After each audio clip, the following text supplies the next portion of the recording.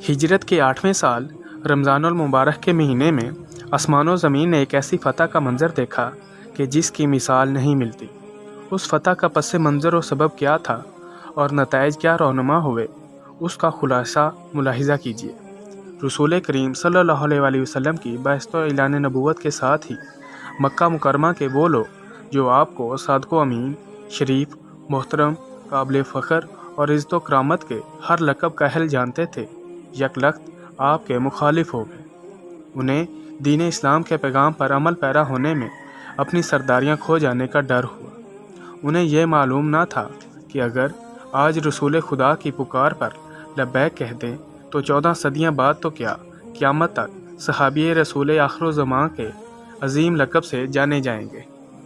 اور پیارے آقا صلی اللہ علیہ وسلم نے مخالفت کرنے والوں کے ہاتھوں طرح طرح کی اذیتیں اٹھائیں، لیکن صبر و استقامت کا دامن تھامے رکھا۔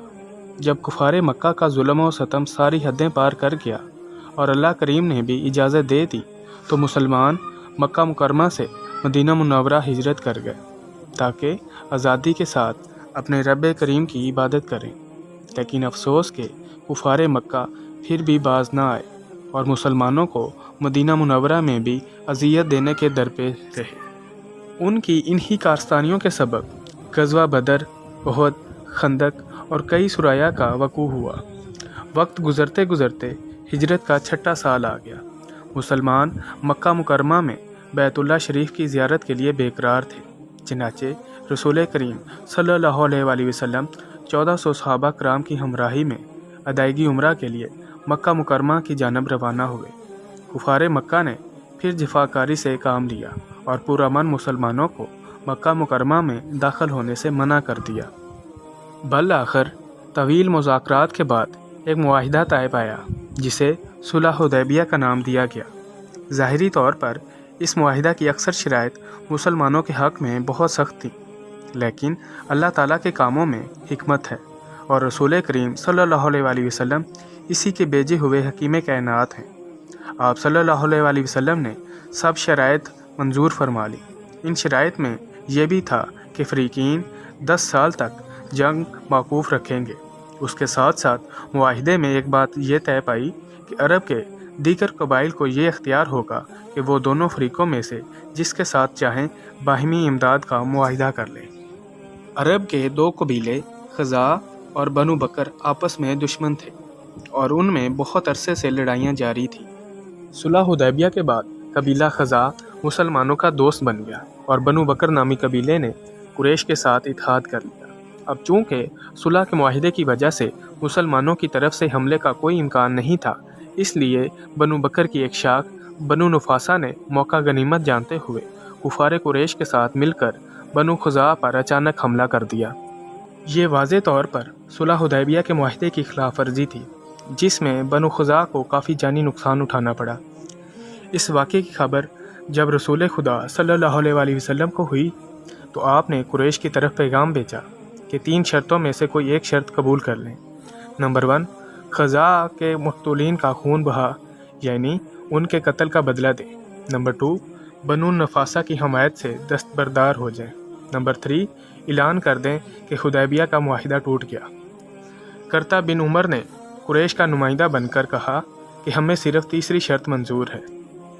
10 رمضان المبارک 8 ہجری کو نبی اکرم صلی اللہ علیہ وسلم 10,000 کا لشکر لے کر مکے کی طرف روانہ ہو گئے۔ مکہ شریف پہنچ کر آپ صلی اللہ علیہ وسلم نے یہ رحمت بھرا فرمان جاری کیا کہ جو شخص ہتھیار ڈال دے گا اس کے لیے امان ہے، جو شخص اپنا دروازہ بند کر لے گا اس کے لیے امان ہے، جو شخص مسجد حرام میں داخل ہو جائے گا اس کے لیے امان ہے۔ مزید فرمایا کہ جو ابو سفیان کے گھر میں داخل ہو جائے گا اس کے لیے بھی امان ہے۔ پھر آپ صلی اللہ علیہ وسلم نے کعبہ مقدسہ کو بتوں سے پاک فرما کر کعبہ شریف کے اندر نفل ادا فرمائے اور باہر تشریف لا کر خطبہ ارشاد فرمانے کے بعد کفار قریش سے ارشاد فرمایا، بولو تم کو کچھ معلوم ہے کہ آج میں تم سے کیا معاملہ کرنے والا ہوں؟ کفار آپ صلی اللہ علیہ وسلم کی رحمت کو مد نظر رکھتے ہوئے بولے، آپ کرم والے بھائی اور کرم والے بھائی کے بیٹے ہیں۔ نبی کریم صلی اللہ علیہ وسلم کی رحمت جوش میں آئی اور یوں فرمایا، آج تم پر کوئی الزام نہیں، جاؤ تم آزاد ہو۔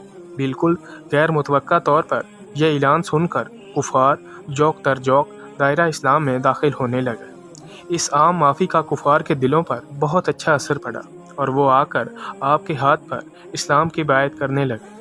فتح مکہ کے روز 2000 افراد ایمان لائے تھے اور آقا حضرت محمد صلی اللہ علیہ وآلہ وسلم نے انہیں امان عطا فرما دی اور اس کے بعد وہ ایمان لے آئے۔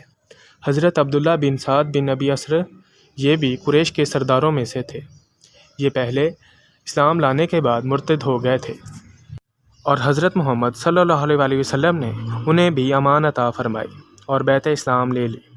یوں یہ بھی مسلمان ہو گئے اور ایسے زبردست مسلمان ہوئے کہ پھر کوئی ایسی بات ان سے سرزد نہیں ہوئی جو ان کے دین کو داغدار کرے۔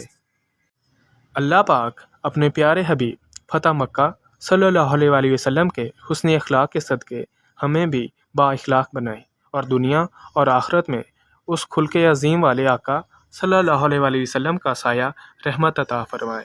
آمین ثم آمین۔